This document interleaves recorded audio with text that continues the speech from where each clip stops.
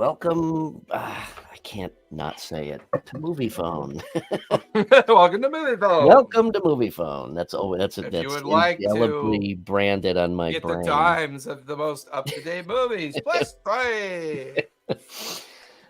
Dual rant night. Yes. Welcome everybody. Welcome Kurt. You are as usual first in the chat. Welcome to season 2, episode 28 of Lawfully Chaotic. Thank you for allowing us a break last week. Is that what that was? That was, well, for me it was. But we are back, and tonight we're going to talk about corporate greed in general, but specifically within the gaming industry. Is the gaming industry immune because it's so awesome and everything we do is great, or is it not immune? Spoiler alert. It's not immune. Not immune.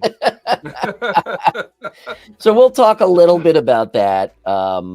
We have, we have some specifics to call out and bash, which we can do because nobody sponsors us, and we don't really give a shit. And honestly, if they sponsored me, I wouldn't give a fuck. I'll still back them. Exactly right. There. Yeah, same. So before we jump into that, Jason, you have any announcements? My life got a little bit busier. RPG Club we're currently in beta with a limited release to our existing tables. We're probably maybe another few weeks away from rolling out to the general public. So we're really excited about that. I'm working on 2 new tables. I had wrapped up 2 previous tables, had some fun one-shots that I ran recently. Taking a break from publication work. It's entirely too time consuming, and I simply just do not have the chance, the ability to do so many things. And I just recently got a project partner going with a possible convention that we're going to work on for the local community, which will, that's awesome. Create some sponsor probabilities and some other stuff. Another thing I forgot to mention backstage earlier. Yeah, I know, right? I told you we don't have sponsors, so yeah. So we but like Jason said, even if we did, I mean, nobody wants to hear smoke blown up, people's asses anyway. So, SideQuest Games, located in Pomona, California, asked me to be a keynote speaker for some of their events coming up. Wow! As well as run an anniversary table for them as well. So. Damn. Lots of little things kind of burbling to the surface locally, which is fun because I want to get out in the physical world again. I love my remote players. My remote tables are a blast, but it is fun to kind of participate in the physical world as well from time to time. So I'm excited about that. That's fantastic. Congrats, man. What do you got? Awesome. What do you got going on? Because everyone's asking me, when the fuck is Candela Obscura coming out? Because everyone wants to get their hands on the full room. I love how people think that I'm privy to that information. Hey, you know what? Whether or not you have access to a shit house is irrelevant. Your privy problems are your privy problems. I'm referring to the fact, where is my, then there's the Thursday game. There's always that question too. Oh, well, right? When the fuck is the Thursday game? I told you, I make no promises that that's going to happen before winter. I'm just, I realize that I've just got too much going on in the summer to be able Summer's over, baby. Summer's over tomorrow. Literally, summer's over tomorrow. I know, but it's going to hang on. It usually hangs on in Chicago till November, maybe mid-November. The boat goes away. That's just called a warm fall, my friend. Okay. Hey, in Chicago, anything that doesn't involve snow or gray skies or 20 degrees, that's summer. It's a win. Yeah. So the boat goes up. We'll probably bring the boat down to the yard like mid-October. So that will free up a lot of time. Winds and yeah. So this this winter is when that will happen. Okay. The winter of 2020. The winter 92. George Yeah, our marketing game. See, yeah. No, to do that, I would have to write 3/4 of it, and then let a bunch of idiots write the rest. And Starbucks coffee cup in the middle of production and forget to edit it out. I do not know. I do not have the release date for Candela. They don't tell me those things. I do know that it is close. Okay. Yeah. In terms of Daggerheart, I have no info on that other than I didn't get an email response at all, so I just kind of assumed he takes a while to respond, so don't read into that. I'll keep you posted on the playtesting. Along those lines, Critical Role streamed their Mortal Kombat one-shot last night with Marisha leading the table, and Sam Riegel and Travis, and what is I forget the other two. I'm so sorry. But anyway, I did all the overlay work for that. Naturally screwed up one of the icons on the nameplates, which I missed, they missed, Warner Brothers missed, and NetherRealm missed. So we were like, oh, whatever. But of course, it took the audience about 0.7 of a second to like miss. 7 milliseconds. To go, hey, that's not right. Yeah, but it'll be corrected on the VOD. So anyway, that was pretty cool seeing that. Working on a board game with Darrington Press. That's ongoing. That's about it. Otherwise, just kind of trying to keep up with my corporate stuff, and gearing up now that it is fall to get rolling on a bunch of content. For those of you tracking schedules, we will probably be off the first week of October, since I'm shutting my studio down for 9 days to go to one of my events. So that's another thing that I've been prepping for. Yeah, is getting all my inventory and camping gear and everything ready for our week-long event that we do up in Taft. Big fair that it's not traditional Ren fair, but it's a big SCA event that we do. Okay. In the fall. The fall, FALL. September 22nd is the equinox. The fall. After winter there, it's the fall here in Chicago. Yeah. And I find it interesting. I mean, after summer, not after winter. Yeah, I find it interesting as we get near like the end of the year, like all this shit starts hitting the fan there. Like the fan is slowed down because it's clogged with lots of shit with people throwing shit at the fan. There's a lot of shit throwing. Ohio Ren Fair going strong down here. I could actually drive down there. That's drivable. I heard it's a pretty popular Ren Fair too. Yeah. All right, Kurt, I'll reach out to you. Maybe I'll come visit you. I think you take some kids to that. Yeah. So anyway, so there's a lot going on. Okay. So with that, let's jump into our topic, Alex. Corporate greed for $600 billion. Well, and I think we need to set the stage for this, because we've had previous conversations that focused specifically on WotC when the whole OGL thing blew up, and it created a lot of conversation around the emotional idea of a brand being tied to emotion, being tied to corporate, being, the unrealistic reality of people who identify through corporate brand, through corporate brands and love of a product, and therefore somehow think that a product is like immune to like the normal greed factor of corporations. And I know we talked about that corporations aren't capitalism.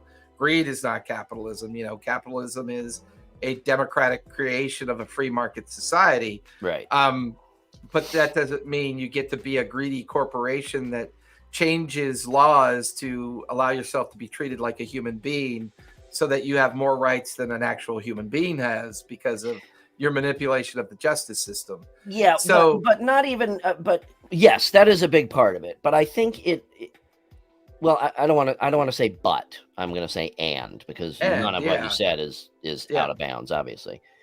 Yes, Games Workshop will be a large part of the discussion tonight. I think it's more so of, now I'm going to caveat this only once during this episode, okay, and not again. And if Twisted UO and Shunjin join us for chat, Matt and Jeff tell me all the time, every day almost, because complain about this shit as it pertains to the rest of the world. Right. Businesses are exist for one reason, and that is to make money. Okay, obviously, that's that's the table stakes. All right. Right. I don't begrudge anybody for making money, and I certainly or being rich even. There is a point at which it crosses an intangible line to and I don't know what the right word is. In some situations, unfairness to a company's own workforce, unfairness to their customers, taking advantage of their customers. I definitely think there is a line there that is often crossed. So I think we'll be talking specifically about, yes, the whole WotC thing with the OSL, WotC's move with Magic. Games Workshop had a latest move with their tournament rules for Warhammer 40,000, or I think maybe even both games.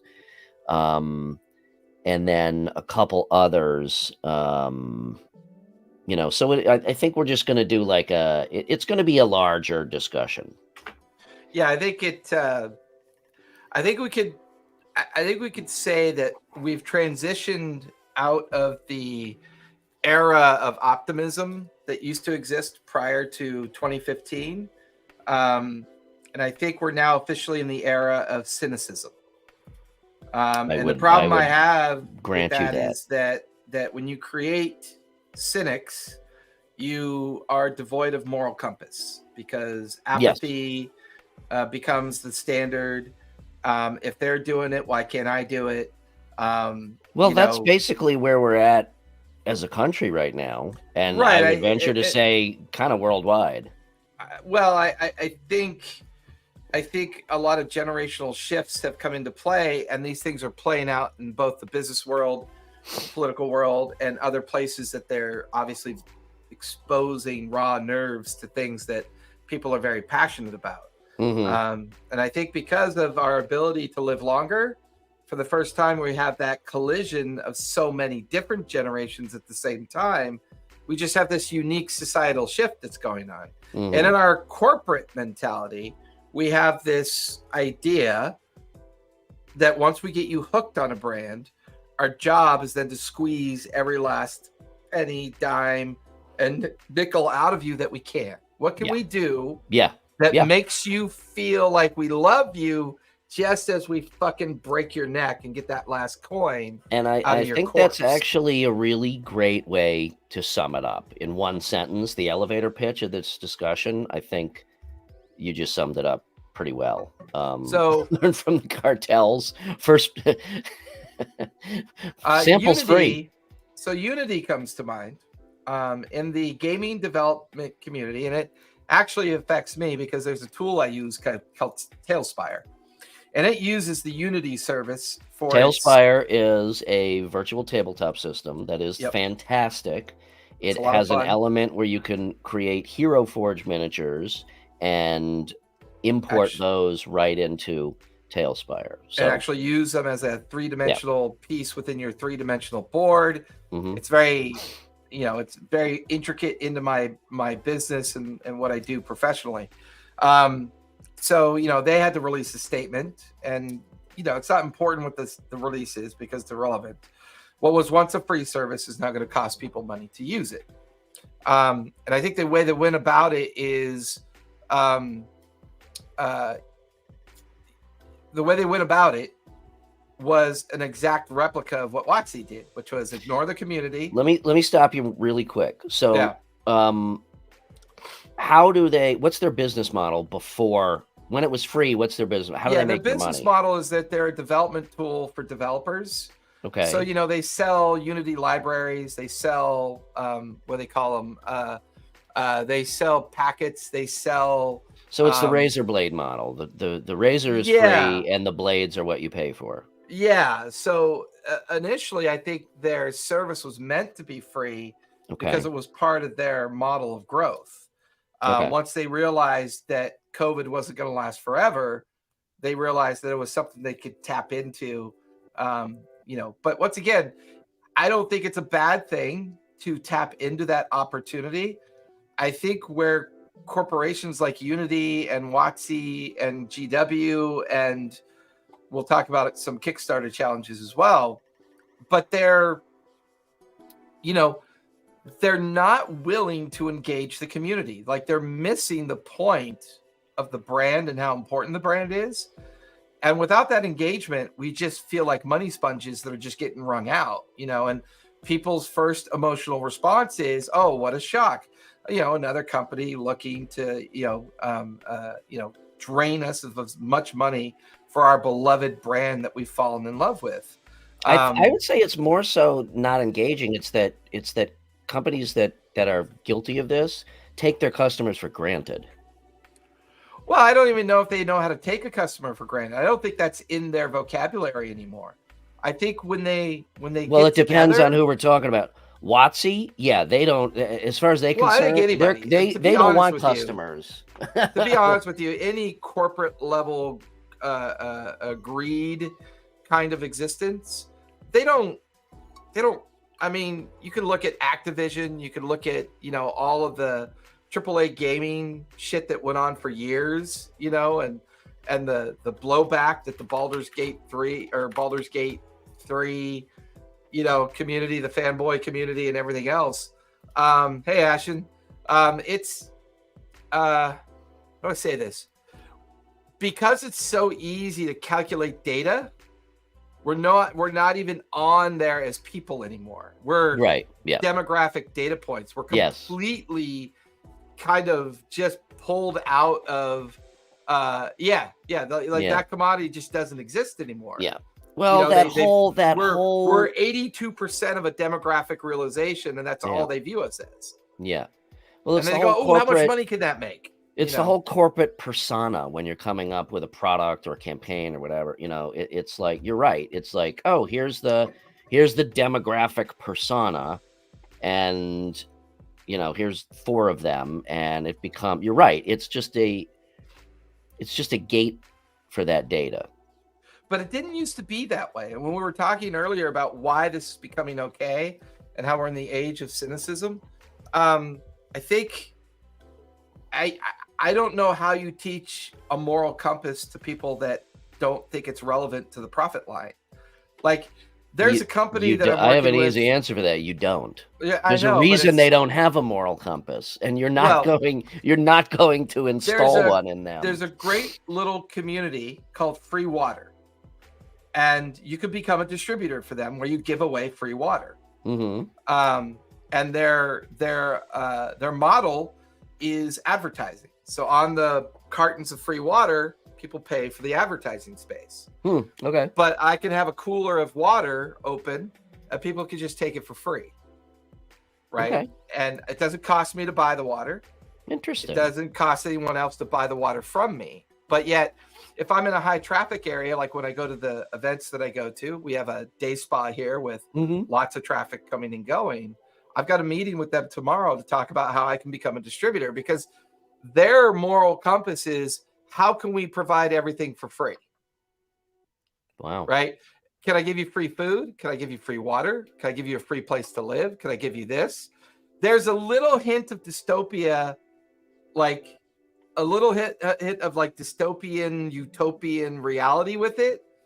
You could live in a free apartment as long as the door is an advertisement, or the tinted window is a tinted advert facing the other way, or what Idiocracy pops into my head, where every fucking thing is sponsored by Taco Bell and Brondi. It really, I mean, interesting. Do they use? Do they employ homeless? I don't know what they do. I'm meeting with them tomorrow to talk to them about it, because that's electrolytes. But why's it got them? Because your body needs them. Why? Because they're in there. Why? Because they're good for you.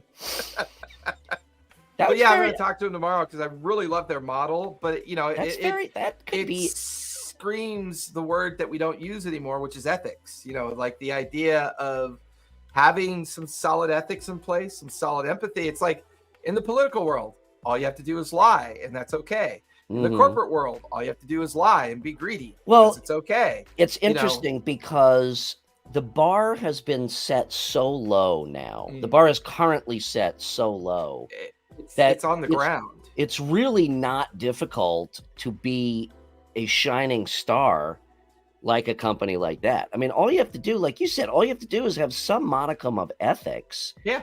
And I, as a branding and an advertising guy, I have always thought, another company that comes to mind is Patagonia, right?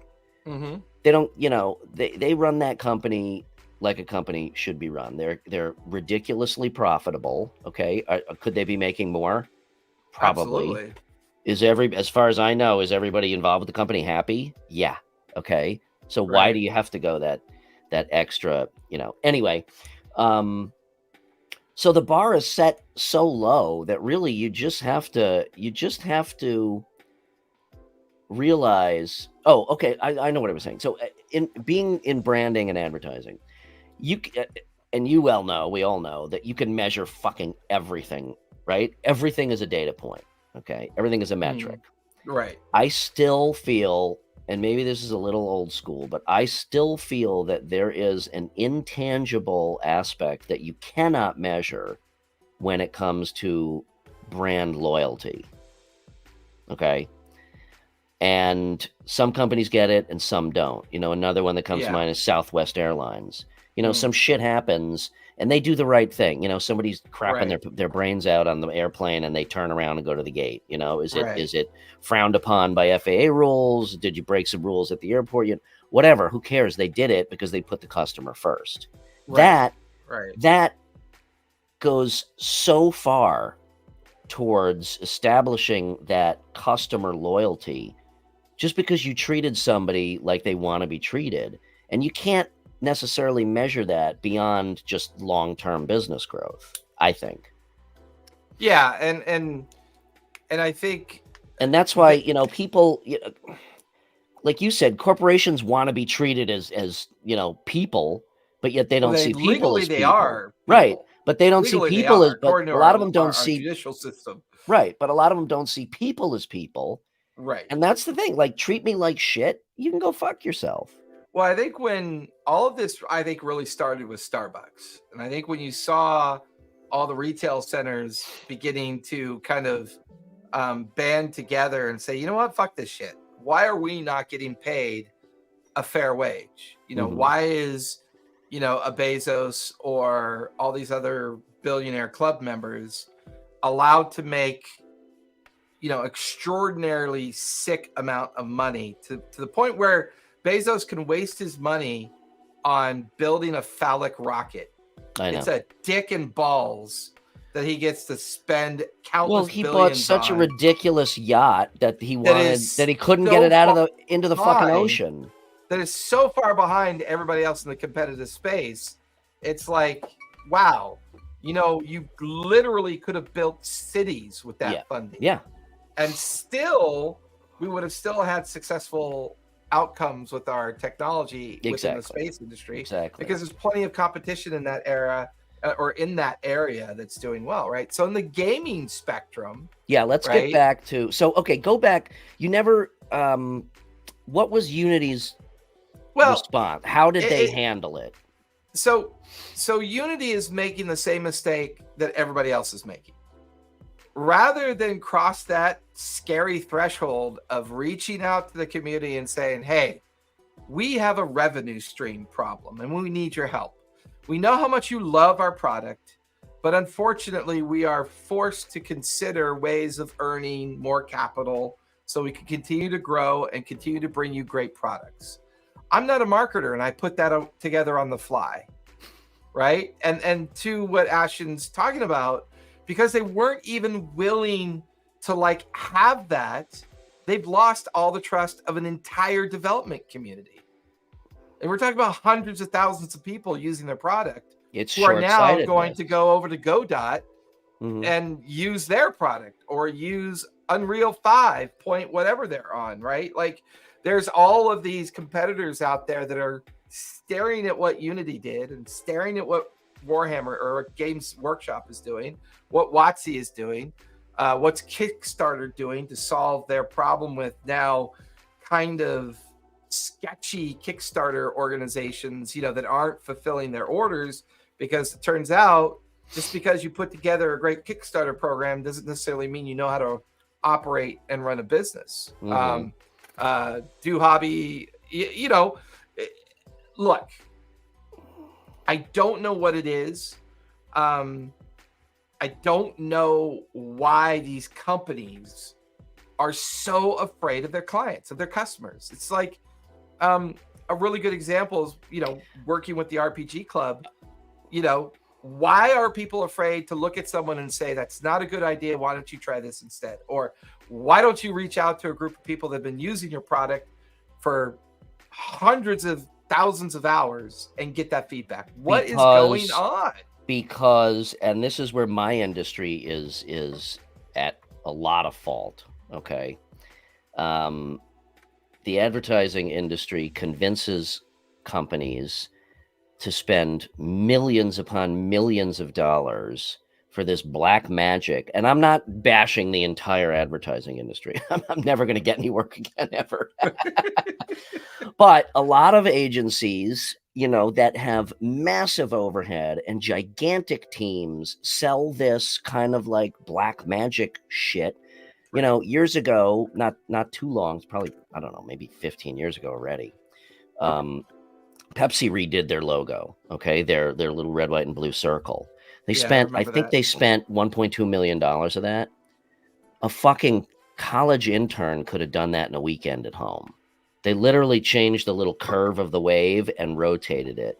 Yeah. And there was this whole fucking presentation about what this means and yada, yada, yada. And it's like, it's fucking ridiculous.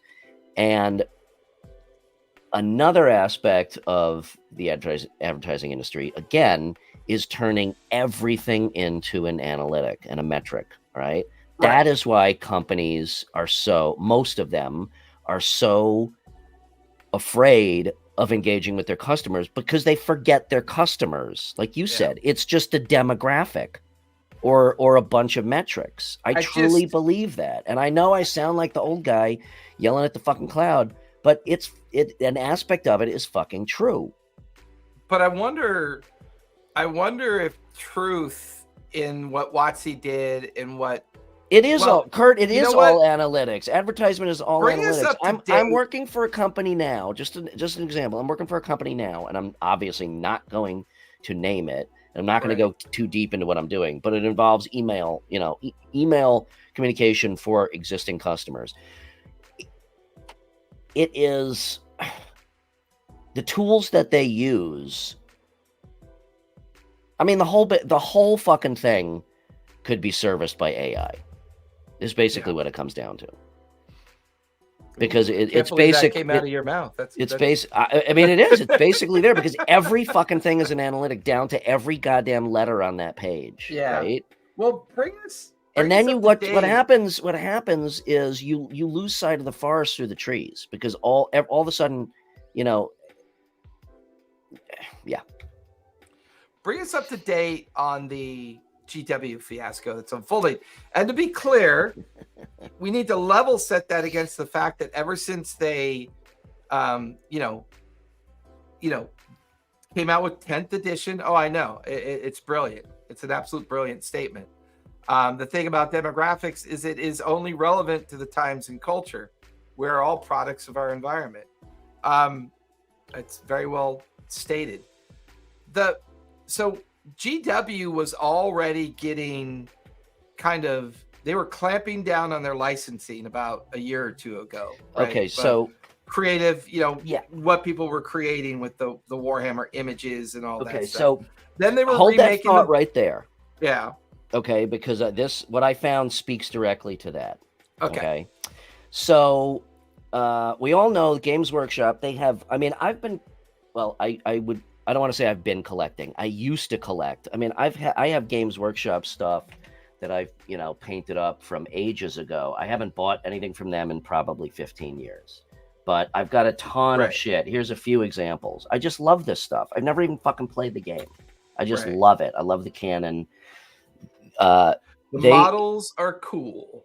The models are fucking cool as shit, and in my opinion, they are the highest quality, best models you can possibly buy anywhere in the gaming industry. Period. Okay? I'll never agree with that statement, but I'll fight for your right to say it. All right. Well, thank you. I believe that is true. Okay. I really do. So I found their investor page. Now, this is not a traditional just here's our mission statement, because if it was, it would not be anywhere near this long. A mission statement is like this paragraph right here. Okay. So it is, again, I'll caveat this by saying this is on their investor page. So this is their business model. Again, this should be in an annual report. I don't know why this is on, the website. Yeah. So I'm going to read a little bit of it. All right. So we have a simple strategy at Games Workshop. We make the best fantasy miniatures in the world. I believe that, to engage and inspire our customers and to sell our products globally at a profit. Ding. Remember that. It's number one.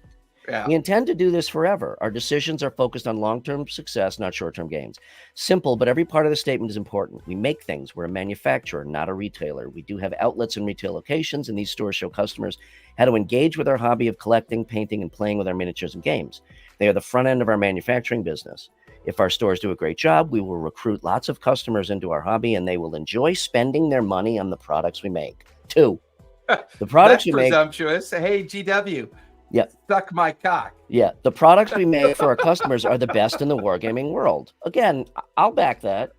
This is because everyone at Games Workshop is passionate about our hobby. First of all, I also want to just interject and say, I don't know who the fuck wrote this, but it was either a 6-year-old or AI. Okay. I guarantee you that it was written by chatbot. Yeah. Guaranteed. Yeah. Every year we seek new and better ways of making our products and improving the quality. This is not simply a personal obsession. It also makes good business sense. We know that for a niche like ours, people who are interested in collecting fantasy gaming miniatures will choose the best quality and be prepared to pay what they're worth. 3, doesn't this smack of, please buy my product? Yeah. We're sorry. By the way, continue to buy our shit. Yeah. Because we're about to take away all your old shit that you used to love, and now we want you to buy the good shit. I'm getting there. But this is like pleadingly, like it says to me, we have to make excuses for how expensive our fucking shit is. That's the way I read this. Play with the word. The games are a key part in our hobby and our business model. Our games are played between people present in a room, a game workshop store, a club, a school, not with a screen. They are truly social and build a real sense of community and comradeship. This again makes good business sense. Okay. The more fun and enjoyable we make our games, the more customers we will attract and retain, and the more miniatures our customers will want to buy. 4. This, in turn, allows us to reinvest in making more and more exciting miniatures games, creates a virtuous circle for all. I think they mistyped that. It probably should have said vicious. Yeah, vicious would make We're sense. also clear that we will only make fantasy miniatures, not historical ones, blah, blah, blah, blah, blah. In addition, we can and do defend our intellectual property rigorously against imitators, thus ensuring that our worlds are synonymous with quality. Okay, that's fine. Our customers are global, people within our particular hobby gene, that is collecting, painting, and playing with fantasy. Soldiers exist all over the world. Our job is to find them. In developed markets, we do like this ourselves in our own Games Workshop stores. Here we employ wonderful people and recruited for their enthusiasm and willingness to help others. Our store manager are quite literally that, the center for their hobby in the local community. Remember how they said they're not a retailer, they're a manufacturer? Right. Yeah, sounds a lot like a retailer to me. Yeah. Because it takes time, blah, blah, blah, blah, blah, blah, blah, blah, blah, blah. Yeah, I love virtual signaling and dog whistling. Yes. Is what all that shit is. The best businesses at helping us are independent shops run by owners. See, I mean, this is definitely written by a moron or chat bot. Know their customers, offer a good price. We call these stockists. We supply them with easy to manage, blah, blah, blah, blah, blah, re-emerging, blah, blah, blah. Games Workshop customers, range of products. Okay, finally, we know that Games Workshop, if it's to be around for a long time, we have to deliver all this profitably. I'll let that one pass since this is speaking to investors. This is why we are cost conscious. We don't spend money on things we don't need, like expensive offices, prime rent, or advertising that speaks to the mass markets, blah, blah, blah, blah, blah. We only invest where it makes a positive improvement on our business model, such as tooling to make better plastic miniatures, opening more Games Workshop stores, not a retailer, to improve our customer service, blah, blah, blah, blah, blah. And when we make an investment, we measure its impact to ensure it delivers improved, blah, blah, blah, blah, blah. Our continual investment in products quality using our defendable intellectual property provides us with a considerable barrier to entry for potential competitors. It is our fortress wall. While our 400 or so Games Workshop stores, which show customers how to collect, paint, and play with our miniatures and games, provide another barrier to entry, our fortress moat. We've been building our fortress wall and moat for many years and have the competitive advantage they provide to give us confidence in our ability to grow profitably, blah, blah, blah, blah, blah. The tone of that bullshit letter sure changes at the end, doesn't it? I mean, like I said, it's like money, spend money, buy. Spend. It's not about profitability. I'm pretty sure it's not about need to buy the material to build a moat. That might be a good cost-cutting measure. But it doesn't speak to profitability or margins or cost structures. All it speaks to is people spending money on our shit. Okay, right. Yes, it is. That's what they're here for. Right. Now, So the thing about this specifically is that over the years, they have raised, first of all, beyond the sculpting and the 3D design and the R&D and the tooling. Okay, once all that's done, they already have all the equipment, all the large, machines, right? Molding machines and whatnot. Yeah. Beyond all that stuff, you know how much the material costs to pump billions of these fucking figures out of an already produced mold? Less than a fraction of it costs to put them in the package and print that package. Well, plastic miniatures, when they are molded like this, are fucking cheap as shit. My dad was in a similar business, and the material they put into their extruder machines was almost a non-cost. The raw material was almost a non-cost because it was so low. Okay. Now, their shit, and I've ranted about this before, so I won't go into it beyond saying their shit is expensive as fuck. They're Dungeon Forge or whatever that. We're talking $30 for like this, okay? And we're talking like, this I put together of a bunch of figures, but if this were sold in a box, it would be $70. Okay. Right. Now they've also set up, which is brilliant. Thank you, Dwarven Forge. That was the one I couldn't think of. Right. Yeah. Oh yeah. Magic the Gathering in its early days. They've got tournament play, and the whole game is built around whatever you are playing. Your model has to reflect that down to the last grenade. Okay. Correct. Brilliant, right? Because if you want to build a new army, guess what? You got to go out and spend X number of dollars to get all this fucking miniatures. Yeah. I even heard people would buy oh, that's interesting. Yeah. Okay, so two things that they did. I didn't know that, Gary. So they put everything behind a paywall. Cards. Okay, so now you're buying a miniature. So now you're buying a miniature, and if you want the stats, you have to pay for it. Additionally, what they just announced is that there's a whole list of their miniatures that they are putting into legendary status, which guess what? Means you can't use them in any tournament or any store game or anything. What the fucking hell? Okay? I mean, you could almost argue that Magic or WotC had the right to do that because that was a collectible trading card game. These aren't fucking collectible in terms of rarity and whatnot. So basically, that is such a giant fuck you. All that is, we realize you've spent 80% of what we expect to get out of you, So we're gonna make this move so that it basically dumps you back down to the 20% level, and then you still have 80% more of your money to spend on our fucking product. Is basically how I see that. I mean, talk about talk about taking advantage of your fucking customers. I hate this fucking company. I hate them. It's ridiculous. I love their shit, but I refuse to buy it anymore because they are just so fucking greedy. They are, how shall we say, it is definitely, well, so here's the thing, because 3 Miles brings up a good point, right? In the D&D world, the WotC TTRPG gaming world, at what point do editions stop being important to the core identity of the product and simply become a money grab for the intended? I can answer that.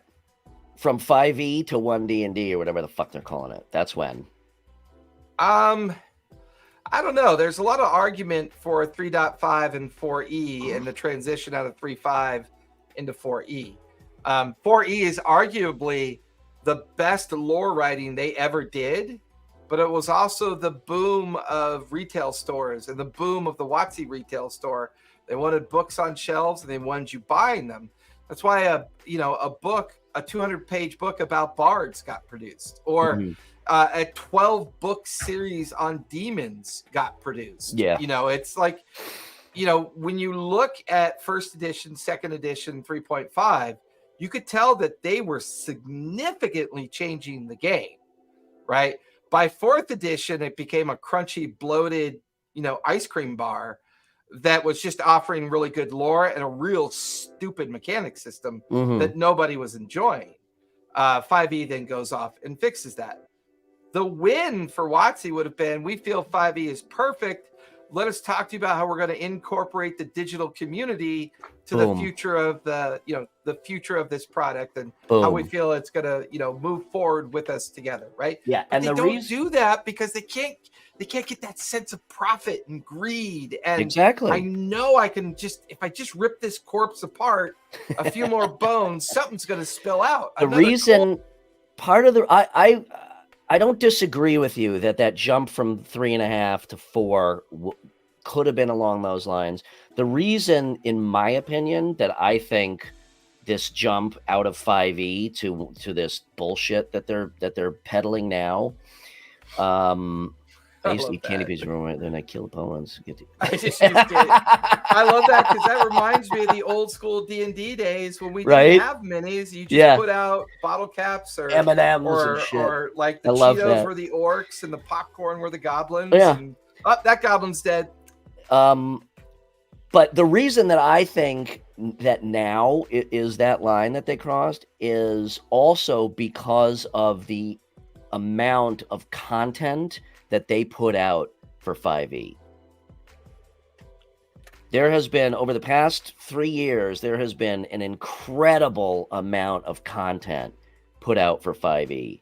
I don't agree with that at all. I don't agree with that at all, because what they did put out is minimal, and what they did put out was rehashed, and what they did put out was garbage for the most part. Okay, I'm not arguing that with you. But that aside, you can't deny the amount, the quantity. So you put out all that shit and people still buy it, even though it sucks. And then you turn around and say, reset. I mean, I guess when you think about it, right? I know we keep going back and forth about do you or do you not have the right to earn a profit and be profitable. Of course in your you attempt, do. Right? And I think you definitely have that ability and that right. But you also have the right to be called to the floor when you produce garbage. Absolutely. And the only way we could call them to the floor is we stop buying their shit. And when I say comparative content, if you look at the third-party creative world, they've put out millions of pages of content that each individual can choose to qualitate themselves, right? Yeah. I'm not exactly thrilled with the old boy club over at the BattleTech guys over at the Catalyst Games or whatever it's called. I think they need to diverse themselves for the future, but they did a good job of not changing very much of the game, and you could tell that they're more into the tabletop modeling aspect of it, and they're not going to fuck around with future editions. You could tell that that's in there. Yeah. Right. You could see it in the work. Hopefully. Another one, right?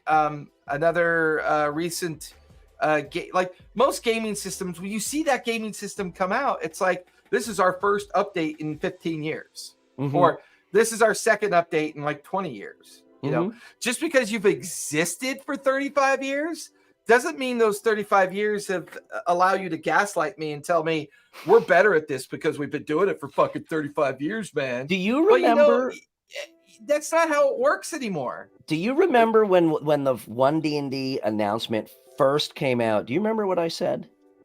Oh yeah, we talked about that. Yeah. And I said, great, now I got to buy all new shit. And regardless of them saying this is not a new edition, it's an extension of 5e, what is it? It's not a fucking extension of 5e. It's a reset to get everybody to fucking buy things again. So I'm not discounting what you said. Like I said, it's my opinion. And my feelings are hurt. It's my opinion that because of the amount of 5e content, for them to do the reset thing is tone deaf. And to your point, making a profit and getting money out of us, that's what they're here for. Okay? I'm not going to deny them that. It's the way that companies go about doing it. Yeah, like you said, rather than trying to get me to buy another 30 hardcover books because you rewrote the rules, get the digital component together and do the fucking microtransactions, do it well, and do it so it makes sense, and I'll be happy to give you my money. But when you treat me like a schmuck, that horse is not only dead, but that horse is rotting in the shade. I know it is because they're going to do that because there's no profit in it. Wait, no profit in what? No profit in doing anything that makes sense. Greed is where they see their profit margins. So they're already if they approached it correctly, but there could be a lot of fucking profit in it. Look how much money Blizzard made off of World of Warcraft with in-game fucking but let's talk about how they don't understand their demographic or culture anymore. Okay, right? We don't need to get into it though, but for a time you were happy to shell out $10 for a fucking hat for your But it goes back tune. to the earlier comment that Ashen made about not understanding your demographic, right? Yeah. They released Diablo and people loved it. Yeah. They made a chapter update to it and everybody hated it. Yeah. You know, and then they put their devs out on stage and people are like, these are the fucking guys? These are the ones that are steering that ship? You're just like, these guys are fucking morons. And they're steering that ship. It's like, what are you doing? Yeah. It's baffling. It is. I mean, I think, I don't know, man. This move by Games Workshop, on top of their cost, on top of everything else, to change the status of their models so that when you go anywhere but your buddy's basement to play, you're not going to be able to play with that expensive shit that you bought. What the fuck? That's the epitome. And WotC did the same. And WotC did the same thing with Magic. They blew the fuck out of that game. When the lore goes to shit, things die. And if you start thinking about some of our favorite games that have the best lore, Shadowrun, right? We talk about Shadowrun all the time. Great lore, awesome lore. Yeah. That was never really impacted by edition changes. The only problem with the edition changes in Shadowrun was they were trying to find a mechanic that people could fall in love with, and they were fucking sucking at it. You know, they couldn't get it done. Yeah, but to your point, the game still exists because the lore was so great. Exactly. But when you create a world filled with panda bears, and you know, when you take a lore like WoW and just retune it into something that no one can identify with anymore, that's when I stopped playing. You know, it's like it's like, how am I supposed to identify with this game? That you've stripped out all the old lore. Yeah, you're not even really creating new lore. And honestly, there's an entire community of creators out there that have made amazing, you know, like lore-driven stories on their own servers that people are having more fun with. It's like, I guess one of the things that we're doing well as a community, we're taking shit from them whether they want us to or not. You know, we're printing minis and playing our game, and we're not buying their shit. You know what I mean? We're, we can go to home brewery and write up our own content and use it in our game.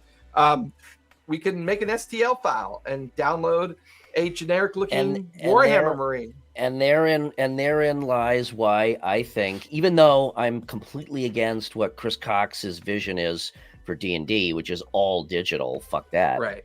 I still think that if they got their heads out of their fucking asses and curated the online community that they already have. Oh my God. They could make a ton of fucking cash and give people what they want instead of pissing them off. You know what D&D Beyond released this week? They're big. Well, first of all, yeah, it was it was Mind Flayers or Pendle. No. That's the publishing side of shit. I'm talking about their lack of technical acumen. The greater part of this entire year, it's like, we're not going to give you anything that's useful, but we're going to give you these digital dice you can buy because it's useful. All right, whatever. They're stuck in that mode. They're fucking morons. Whatever. Yeah. This week they released their digital maps. So you can go to D&D Beyond now and create a shared community digital map experience where you can send the leak out to your players, and then you have the digital map and you have tokens. And they're calling it beta, right? This has just moved into beta. And I'm like, you know what, you morons? This is the shit that was in the VTT world like 20 years ago. 20 years ago. You're releasing shit like it's the 11th commandment that's been missing. I'm like, what are you doing? This is the nail in the coffin for me. I am gradually, as my players get more experienced and become detached from the digital experience, I'm trying to move people towards journaling, building their own character sheet. The fog of war with what, like, literally. I mean, as much as I fucking hate Roll20 because it's glitchy as shit, that is way better. Even that is better. It's like, honestly, if you're smart enough to know how to catch up, go and look at what's available to buy that off the shelf, and be honest about catching up. Yeah. And ask your community what they like. Yeah. If 90% of your community is saying, well, we prefer to play in stores, well, a digital experience isn't going to really help you there, is it? And so in the last 2 years of development, Alpha, thank you. Thank you, over 40. I appreciate that. You're right. Everything about D&D Beyond has been alpha since it's fucking been released. Oh my God, their encounter creator still says beta. I know. And that was released like, what, 3-4 years ago? Yeah. It's like, yeah, exactly. Just chop it up, we talked about, Ashton, we talked about that fucking months ago. We talked about it last year. We talked about it when they merged. Yeah. We talked about what they needed their roadmap to be when they merged. And I just I hate to say it, but are like, is 98% the other percent that I thought was smart? So, and then I fall back on my, I fall back on my corporate reality. Mm-hmm. And I'm like, oh, well, fuck, I just answered my own question. That's not really how it works. They are that dumb. So you know what's happening here, the path we're going down. I think that the corporate greed may stem almost more from just corporate fucking stupidity and short-sightedness and tone deafness than any true greed. It manifests as greed because, like you said earlier, right, they don't give a shit about their customers, or they don't see their customers as people anymore. Just money sponges. So that's a good point. I mean, and I'll say we'll wrap it up with some reminders about the caution of going with Kickstarter. Right, Kickstarter is a fun, open community, and I'm going to give you 2 compares so you can get a feel for why I think it's important that we be cautious about. Could I ask one question? Because I'm not super familiar, because I stopped playing way before it happened. But while we're still on WotC, what did they do to blow up Magic specifically? they took something that was exclusive, affordable, and a real fun collection that could be used in tournaments. Yeah. And then they made it a more common, not tournament playable outcome that became, a money grab. So they basically blew the entire collectability and speculative market out from underneath everybody. Yeah, because they wanted didn't they re-release everything basically? They wanted that volume money grab is what they wanted. They wanted that volume money grab. Right. So my Black Lotus, which I do not own, my Black Lotus is now worthless.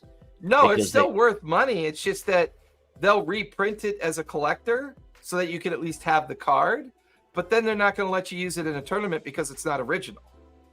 But they want you to buy it because it's a collection item. It's like, anyways. So it's kind of along the lines of what Games Workshop did with the. They're all kind of doing it in their own. They want to think it's a unique way, but they're all kind of doing it in the same way. Okay, so talk about Kickstarter now. So I apologize. Yeah, corporate muckery. I like that term. So what we need to be cautious about with Kickstarter is we could have incredible successes like Zombicide that is not a Kickstarter story. It's a Zombicide story. It's the story of those folks that built that, produced it, marketed it, and really listened to the community as they continue to develop it. Now, one of many of my favorite players over at the Dungeon Run, he goes by the name of Ron Ogden. He's an actor, plays D&D, creator, painter, the whole gambit. Really nice guy. Mm-hmm. I watch him from time to time when I can spare the moment. He tried to launch a Kickstarter. He had this great idea for an advent calendar where each day that you opened it, you got a new mini, and it was really cool. It was like a really cool, and it was in line with the game that he was releasing, right? So he was releasing this game and doing cool stuff, and there were these fun kickoffs for each tier that you get to, and he was releasing a game. And I'm probably, summarizing horribly, but I apologize.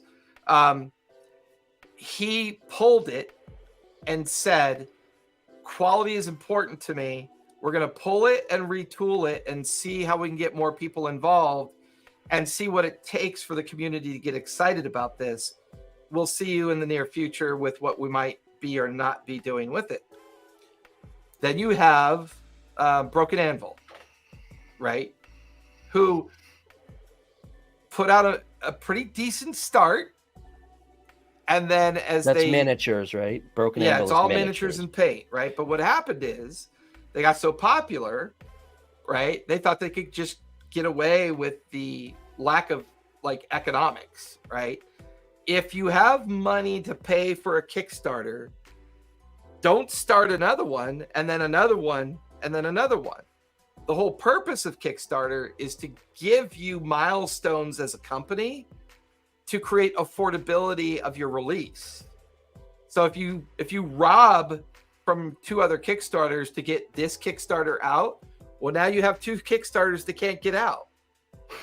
Well, you know what? I'll just put 5 more Kickstarters out there.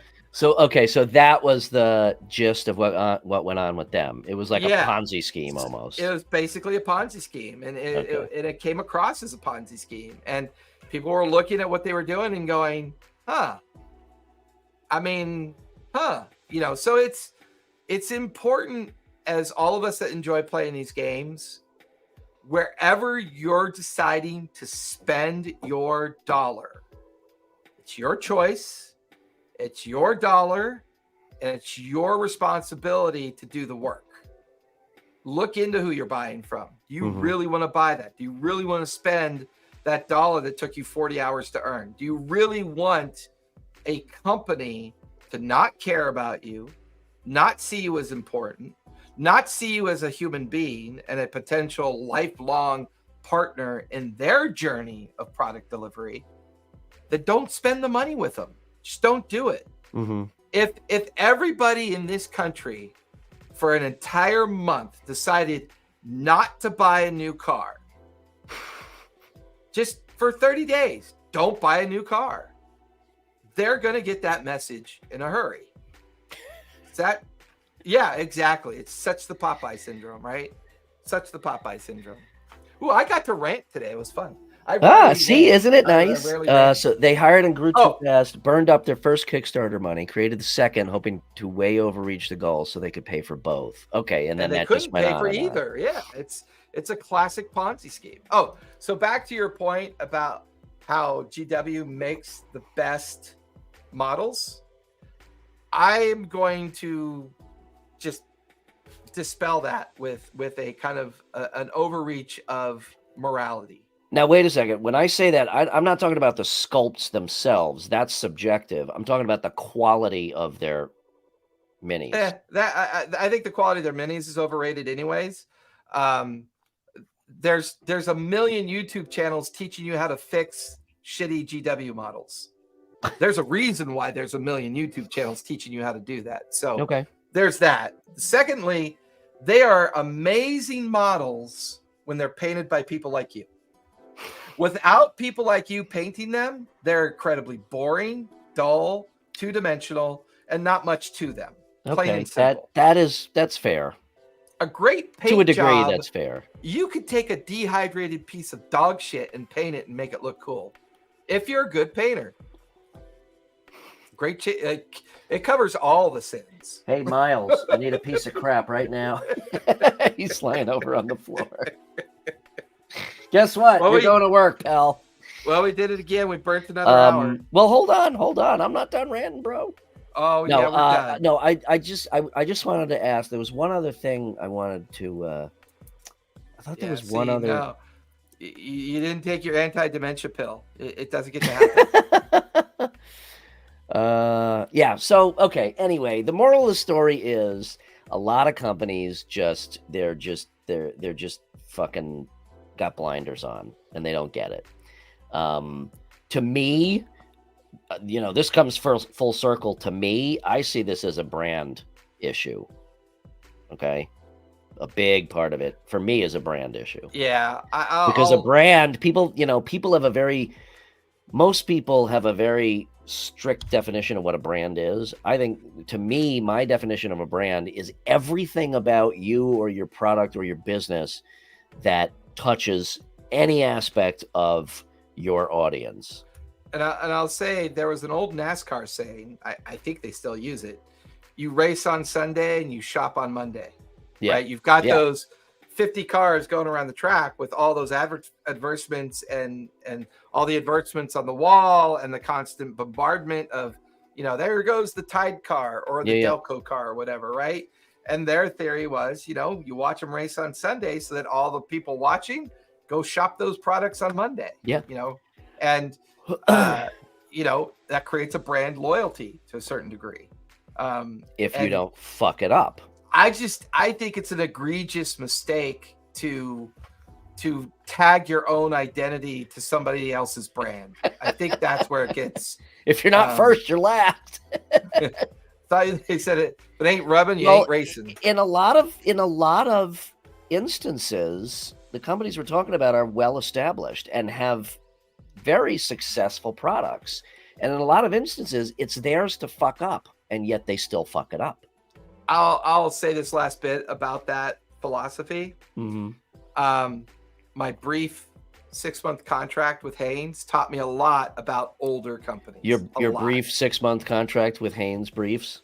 Yeah.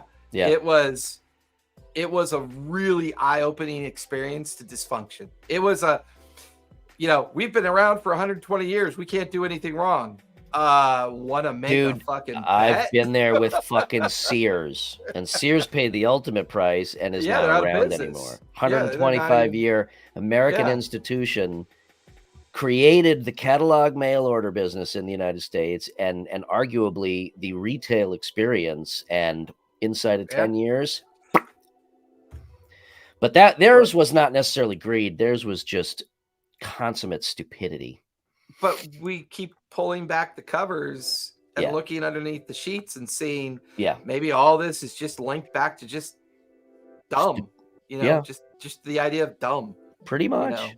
It's crazy. Dumb or stubborn. Yeah. Well, we did it. We burned another hour. All right. Brian, where can we find you? You can find me at the Games Workshop store buying. Oh, shit. Kidding. You can find me at RPG&Co on Instagram. That is the best place to reach out. Wait, did you say Blockbuster? You can find me at Blockbuster. On There's Instagram, one send store me left in Oregon. Is there really? Yep. Wow. One left. I think I still have my Blockbuster card from 1987. Yeah, on Instagram, shoot me a DM. That's the best place to find me. Also, check out the website, playrpgandco.com, for some cool content. A lot of it is Jason's. Good deal of it is mine. Apparel, cool stickers and stuff. So Get them please, cool vinyl stickers. please buy my product. And then when you do, I am going to discontinue all of those T-shirts and decollectivize them, and then make new T-shirts for you to buy. And then I'm going to put them behind a paywall for you just to shop there and blah, blah, blah. I'm going to charge you tax twice. Jason, where can we find you? Over at my Twitch channel has all my About Us. We got a great Discord that's always busy. I think we're almost up to 400 people. Nice. And we have a lot going on over there. If you want to find a online game, or you want to start up an online game and need some help learning how to do it, just reach out to me. TTRPG Academy over at the Twitches, and look for me. I'm there. Awesome. Oh, that's a good idea. The sizing option is behind a paywall. TPK. Tell a story. Play a game. And be kind. Not everybody. Thank you all for joining us.